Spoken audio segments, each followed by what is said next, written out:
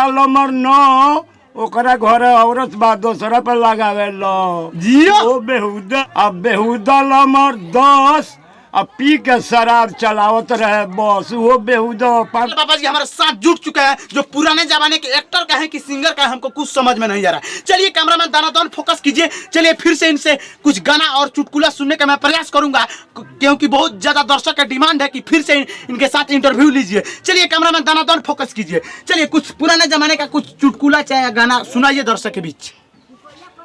बेहुदा नंबर 1 लिखा लाला झंझटिया खेत। अब बेहुदा नंबर 2 पानी में डाल दलस दूध वो बेहुदा।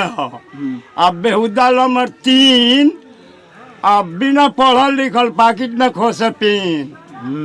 आ बेहुदा नंबर 4 आ मीट मछली खात रहे ऊपर मांगत रहे अचार। जियो अब बेहुदा नंबर 5 अब पी के शराब चलाओ। बेहुदा नंबर 5 सभा में ना बोले 7 वो बेहुदा। अब बेहुदा नंबर 6 तो गेहूं में मिला के बोल से जो वो बेहुदा।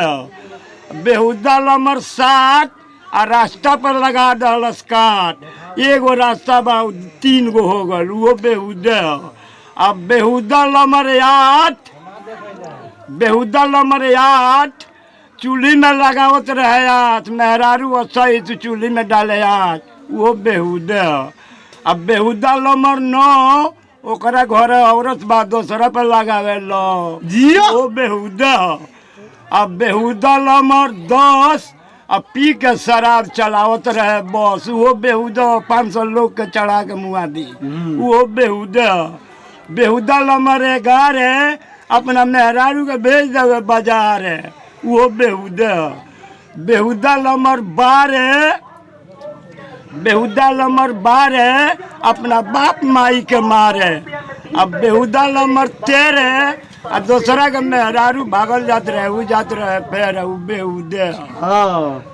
चलिए इस वीडियो की इसी पे ऑन करता हूँ, फिर मिलेंगे एक नए मुद्दे के साथ। तब तक के लिए जय हिंद जय भारत।